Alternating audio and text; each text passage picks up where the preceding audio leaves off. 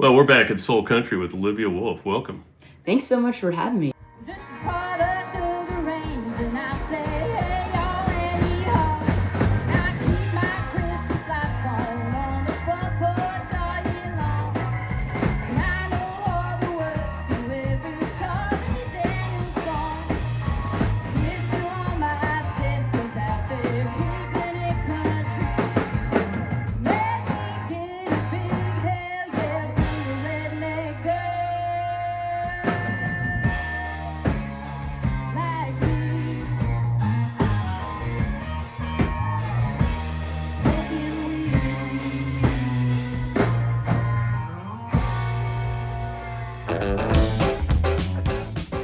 Hard-edge country songs and nimble stylings grabbed my ear at Tennessee's oldest bar. It was Western song slinger Olivia Wolf, Soul Country number 12. I'm Rick Stewart, a filmmaking DJ since the mid-'80s, adding some real-life podcasts to get deeper into soul country. Good God! Where we corral Americana with a groove, curated for classic rock and soul fans. Listen in as we revitalize our cultural roots in westerns, blues, and variety. Now a word from our sponsor. Contact Ace Production for digital marketing, content strategy, and production for your social media to drive views, sales, and engagement. If you need original and effective content, contact Ace. Well, Olivia picked up a guitar and held forth on her latest release, Silver Rounds. And here's how it all went down. You know, it's funny, the older I get, the more musicians I realize have been in my line. My grandpa and all of his brothers, there were 7 boys, they all played instruments together. And our Uncle Arthur used to come down and play piano for us when we were kids. And, so I grew up around it. Honestly, I mostly grew up around listening to, my mom loved Tom Waits. My dad loved Lucinda Williams. So the family, though, was it historically from Appalachia, or how did you end up sort of connecting with that? No, so we, are pretty much pretty Californian through and through, but... my grandpa picking up the banjo, and then he played in, his bluegrass band, the Wranglers, but I also felt like I heard the Oh Brother, Where Art Thou soundtrack. As I think someone was telling me they're doing a historical study on the Oh Brother, Where Art Thou. Just its influence on American music, because I feel like it really changed the fabric of American music personally in a way that allowed this old-timey, beautiful songs to come back with this incredible story, these 3 men traveling to find the treasure. And I really connected with that music. Like Big Rock Candy Mountain just spoke to me. And then after hearing that album, I found Doc Watson. And I heard him playing Sitting on Top of the World, and I was like, I want to play that song. And then my... sibling Avery, we used to have a little bluegrass band together, and she found this CD called WPAQ, Songs of the Blue Ridge Mountains. So our first little bluegrass band we had together, we pulled a couple tracks off of there, like Cornbread and Butter Beans and This World Can't Stand Long, and we basically just took those songs and played them, and there's something about that Appalachian music to me that just feels so close to the earth and rawness and reality. And, people in Appalachia, especially back in the day and still in some of these days, it's not easy living. You got to work for everything you get. You got to, not everybody makes it to 100, although a lot of them do.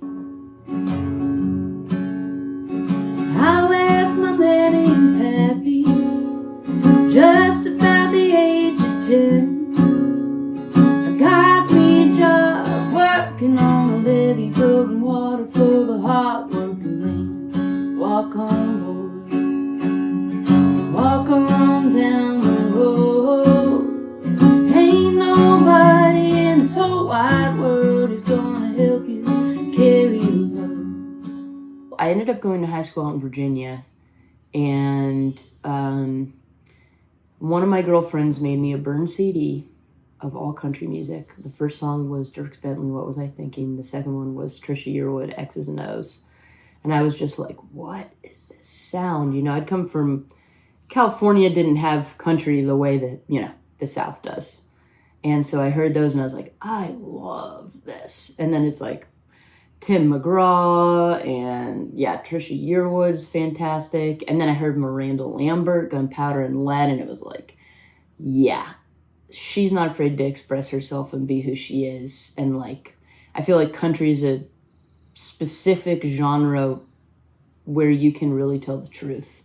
Country is about more real stories and true stories and getting people to walk through those stories with you when you sell them the right way. So, let's talk a little bit about Oh Brother, Where Art Thou? So, we've only done about a dozen episodes. One of them was with Chris Thomas King. So he plays the role of Tommy Johnson. He's not Robert Johnson. They had like somewhat similar lives. Yeah. He's not Robert Johnson, but they picked him up at the crossroads where he met the devil, so he might be. They conflated a couple of blues legendary stories. Yeah. And you said you had spent some time on the Robert Johnson songs, looking at that? He's so cool, and it's, I wish I could go away for a year and become the most magical guitar player of all time, but I've been working about 5 or 6 years on this. It's going to take a little woodshedding. A little woodshedding, yeah, for sure. What's the best advice you've received from other musicians? That it is all right to suck. You got to go play to the empty room. You got to go do all that basic level stuff that seems really boring and awful and terrible, but if you can't go play to the empty room, you're not going to be able to play to the full room.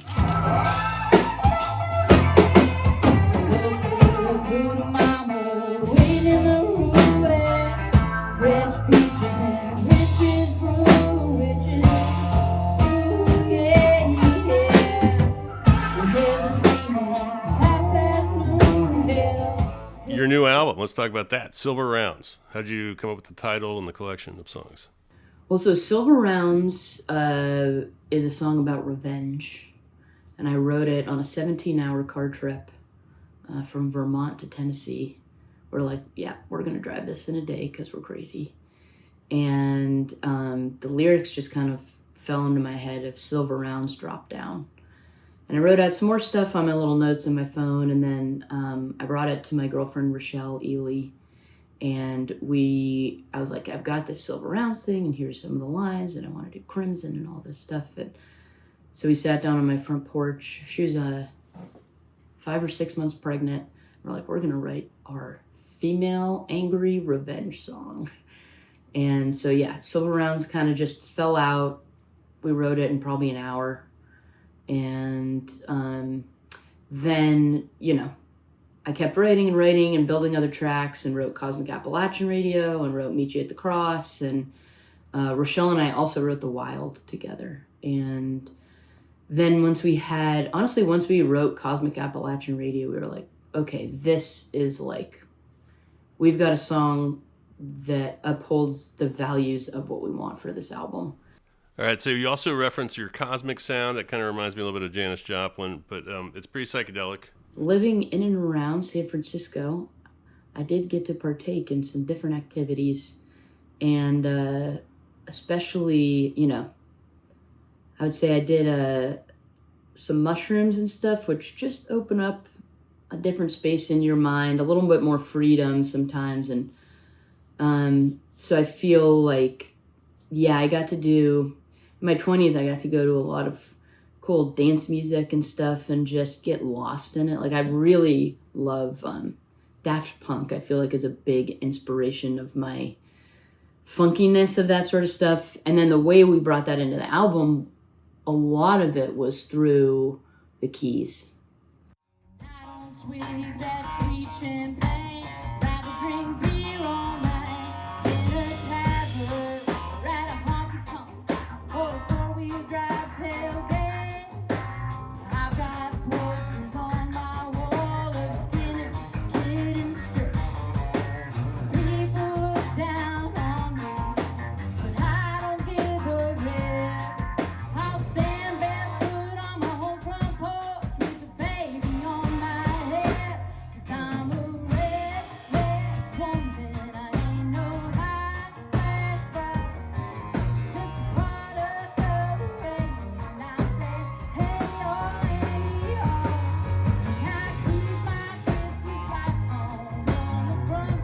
So we had this great keys player, Billy Justino, and he brought his Mellotron, his Juno, his Nord, but the Mellotron has the coolest sounds. And then not only does he have the Mellotron, then he attaches his pedal board to it so he can reverb stuff. And it's like, I felt like it took it from being just a band sounding album to having this like beautiful little ear candy and cosmic-y stuff in it that just like if you listen really closely in the Lucky One, we've got these like sounds in them, and it's like nothing's ever overt, but it's all there just to help with a little escapism.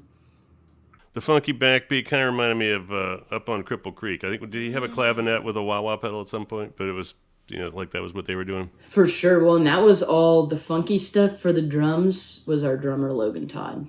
He really did a fabulous job. And even when we were in there recording, it was like we were doing things pretty straightforward. And I was like, we need it funkier.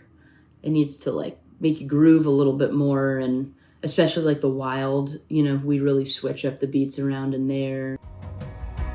Gotta drive a little while, get to where the road winds for miles, and the sky opens as far as the eye can see, and I hear the wild. I almost never want to have a consistent drum beat through the whole thing. I like it to vary and move and change. The thing that I've been given great advice on is you are a songwriter, but ultimately an entertainer. You're competing against Instagram, you're competing against TV, you're competing against other movies, you're competing against every other band that's out there too. So how are you going to capture people? And I really that's why I love having the full band, for right now is a great way to show dynamics. And I think a lot of it is about building the set, as peaks and valleys, and you sort of start off. I've gotten to see a lot of great live music, and like one guy who really inspired me a lot was Paul Cawthon. I got to go out, one of my friends was opening for him, so I was like, hey, I'll come sell merch and take pictures and just go out on the road with you and see what it's like. And watching Paul Cawthon, I was like, all right, this guy knows how to build a live show. And it was like, what does he do? What song selections? He starts off with a good mid-tempo song, but never anything that gets blown out of the water right away. I find a crowd has a certain amount of energy, and it's your job as the band to understand that if you blow it all up front, they're not going to have the same energy at the end. So it's all about like building it up and then dropping it down and then building it higher and then dropping it lower and then ultimately ending on, I always think, a fun, high note, rockin', is always the way I like to end shows. Yeah, I saw a good T-Bone Burnett show where he kind of did that. They closed it out. He had the Lovell sisters there and his other band members that I don't know, it's not a band, it's like recording crack people that he's worked with for decades, and they have their own bands maybe. But he ends it with Long Tall Texan. And I was like, well, it was like a real nugget kind of song, It was like, I hadn't been thinking about that one at all. So I was at his show at the Franklin Theater, and he played that one, and he's like, everyone sing along, but it was hilarious how few people knew that song, which... The Beach Boys did it. Yeah, Lyle Lovett did it. That's how I know it. It's totally like an ongoing thing. And so he was doing it, and it was so funny because he gets to the point where it's like, I'm a long, tall Texan. I wear 10-gallon hat. And then he's like, he rides from... he was hoping everyone would do it, and it was interesting because people just didn't know it. And then, but at the end, it's like, they say, look at me. And from the audience, I shouted, oh, Lord, is that your hat? And he was like... So it's just, he's so cool. He's a huge musical influence. And his new album, The Other Side, I love putting it on and just jamming to it, especially on electric. It's so fun. There's country that is pop, and then you seem to aim a little bit more at Americana. How do you see all that, and is there still a Western genre? I feel like it's genres these days. It's almost like everything's so saturated, it's the Wild West again. In a way, it's like now everything's back up available. You can be genre bending, doing any of that sort of stuff. And like, there's some country pop stuff that I love. To do pop country, you have to have a certain vocal styling, which is basically a pop, or gospel vocal styling. And bless my heart, as much as I wish I could do some gospel runs, I got a low voice and I'm a little more folk oriented, just the way that I sing. So I really feel like I've gotten to find my space in that more, and I just really attached to folk music and bluegrass. So when I write, I really like to write kind of based on that sort of structure, make it a little new here and there, but I'm just very attached to that. Crazy mama, coming back to me. Crazy mama, where you been so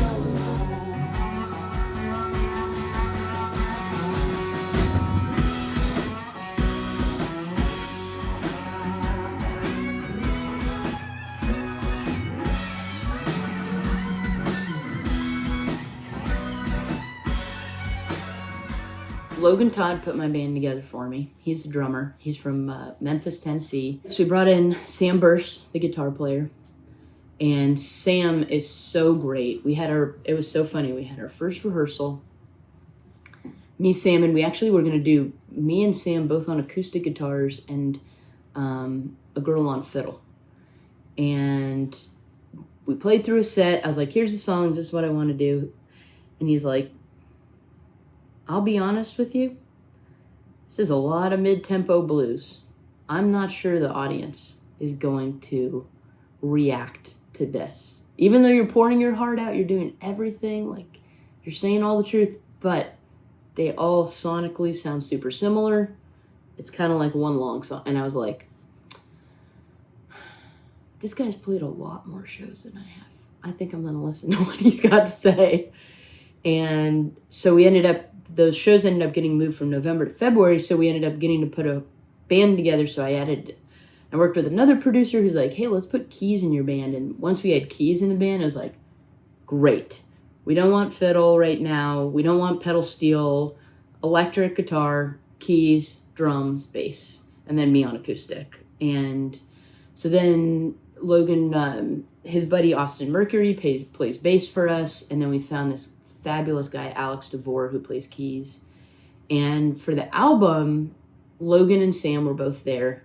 I pulled them in. I actually brought some of our rehearsals to Sean, and I was like, can I bring my band in? This is what, these are my sonics, and we've been working on this sound. And he's like, great. We'll have Justin Tockett on bass and engineering. If you ever need a good engineer, see if he's a bass player, and he'll probably be pretty good at it. And we brought Billy Justino in on keys. And then we had our other, random special guest, Taylor McCall. So he came and played some electric on some stuff. He played all the banjo on everything. And then Lily May. I don't know if you know of her, but she's a fabulous fiddle player. And she played fiddle. She sings harmonies with me on like Lucky One and some other songs. And so it was a great cast of characters. And what was my favorite thing about it was being in a room full of people who've worked so hard for so long. And you can tell the magic that each one of them brings. And I think it's so important. I've recorded before with bands that I didn't really know, or, it doesn't mean I wouldn't connect with them that day, but going in there with your buddies you all know really well, and you guys have your inside jokes and you're laughing and doing all that jazz, and we had Billy in and Tockett, and they just fit right in. So it was like, we weren't even all playing in the same room, but a lot of the songs we didn't do more than, 3 or 4 takes, because we all knew each other well and knew what we were going for. So most of those folks function kind of doing sessions a lot of the time? Or? They do a lot of sessions, but a lot of them play, Logan plays with Taylor McCall also, and he plays with Sean also, and Sam plays with Tanya Tucker, and he got to go play with Charlie Worsham. So, this town, you got to be a gig player. You got to have a lot of different sessions. So rare is it that you would work with just one band, which I think also can put a lot of pressure on the players. They got to learn so much material, learn it so fast. I mean, the guys in this town and girls in this town who can do this stuff, like, I have a tremendous amount of respect for how fast they can pick stuff up, because it's pretty miraculous. Okay, let's talk movies for a second. Do you have any favorite Westerns of all time? Favorite Westerns. I mean, I do love that. I don't know if it qualifies as a Western, but I love the TV show Yellowstone. Yeah, no, the neo-Westerns count too. So there's pretty much all of his shows, like Tulsa King and what's the new one? Landman. Landman, yeah. I mean, I love Tombstone. That one is so classic and great. And yeah, it was funny. I was hanging with the fellow from Arkansas for a bit, and he loved Westerns, so he'd always turn on these fun old Westerns, and interesting to see the passage of time, from then to now, but the nostalgia's great. And the photography. The cinematography of that, is just so cool. What shows have you seen lately that you found inspiring? I saw Marcus Mumford play, not the most recent, but in the last couple years, and his show blew me away. If you want to go watch somebody who knows how to do it from beginning to end, he came out on the stage alone with his guitar, played one of his, big Mark Mumford and Sons songs. And then I think he did 2 or 3 of that, and he's just building the energy of the crowd up, building them all up. And then his band comes out and slams and releases all that energy. And it's like, he was just great. Mavis Staples I got to see last year, and I really loved, her and her band are going along doing one song one way, and then totally changes, and she goes into a totally different space. And so there's so many fabulous people to watch. And Chuck Prophet, you know him? So I got to see him recently at 3rd and Lindsley with his Cumbia band, and he's a great frontman. Fun anecdotes about tours or parties that'll never happen again? It's funny, we were actually talking about wanting to write down a bunch of ideas for a little sitcom about a band who's just starting out. Because everyone has their notions of, what's it like to be in a band just starting out? It's like, well, you'll be in the middle of a show, and your guitar is getting horrible feedback, and you look at the sound guy, and he's eating a pizza, and he's not going to change anything. Tell me a little bit about being an independent artist as opposed to being on a label, and do you have a publisher, and how do you work it all? Yeah, so basically, I came to this town. I didn't know a lot about the music business. I had a little bit of an understanding, but as I was writing and doing everything, I was like, I'm going to learn and see how this all kind of functions, and what does it mean to be, especially a female artist is going to typically be a different track than a guy. So it's like, all right, what track should I be looking at? It's interesting. The labels these days want you to come fully formed with a plan, everything already working, which is fine. That's the standard that they want to hold people to. Great. But it's okay. I got to do a lot more independent work on my own before somebody like this is even going to look at me. So I thought, if I can just find the right folks to work with, we don't need a label. We don't need any of this stuff. This is an open world. Social media rules. It's like, there is no barrier anymore between you and the people who you want to hear your music. When we first had the album, we had a secret little SoundCloud thing we'd send out, but we ended up doing a deal with Symphonic Distribution. So they really helped us be independent. They'll take a little cut of stuff, but they don't, own my masters or the rights to anything. So they were a great partner for us because we could, be able to work with them, and they've been so fabulous. Randall over there and Wyatt over there have helped us get on a ton of playlists and really get the stuff out there. And, so you have to work with the industry, but there's a lot of ways that the industry works. So you can be more nuanced and thoughtful about what space do I want to be in. And we took a very thoughtful approach to releasing the music. As a musician and as an artist, you just want to be the wildest version of yourself. But the truth of that is that most people live in a familiar lane. If you don't sound familiar to them, good luck. it's also such a saturated market now that it's like, you only have so many opportunities to cut through, so to me, I'm just like, I'm going for it, no holds bar. And really the thought in my mind was, what can I do to make this music be heard?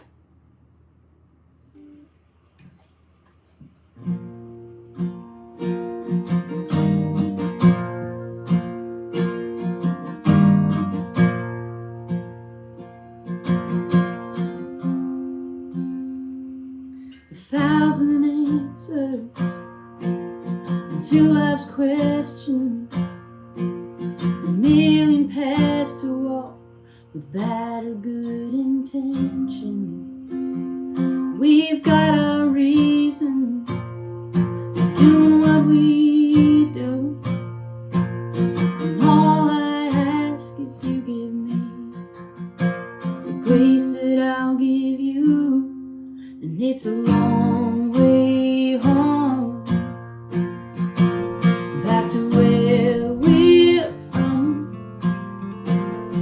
There's no right or wrong, just a path we're on. And you take the blacktop, and I'll take the gravel, those dusty back roads, one less travel. You take the highway, me, I'll go my way. These roads were wrong, all lead to one. So what's it matter? We're all just travelers. All right, now let's talk collaborations. Any collaborations on your wish list, either near or far? I would really love to write with this fella, Aaron Ray Thierry. He's like also the #1 writer in Nashville right now, but he's so funky. He wrote the Armadillo song with Miranda Lambert, and he wrote Excuse Me, You Look Like You Love Me with Ella Langley, and he's just such a badass and so cool. So I'm putting it in the atmosphere. What are some of the best venues to go see these musicians that you're getting into? A lot of the smaller places in town, like the Listening Room or the Local or, Dee's Lounge always has great music. And then we've been, of course, as you know, because that's where we met, playing down at the Springwater. And that's the oldest bar in the state, apparently. That's what they say. So says the plaque.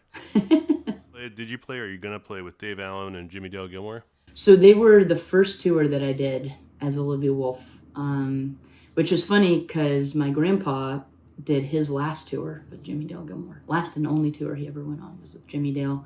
And my first one got to be with Jimmy Dale. So I felt like there's a little bit of magic floating around in that.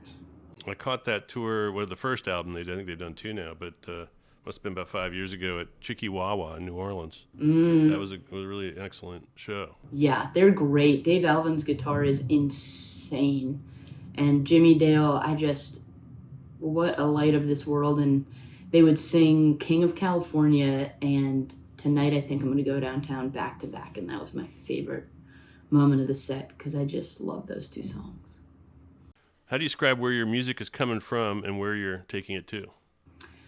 Well, the music comes to me really from the mountains and the trees and opening up to the universe, and my hope is that I keep those doors open and don't get distracted by the other things happening and going on. And it's great to have accolades given to you for your music, but also important to stay humble and make sure that you're not getting distracted by other things. Olivia, had a great time. Thanks for coming by Soul Country. Yeah, thanks so much.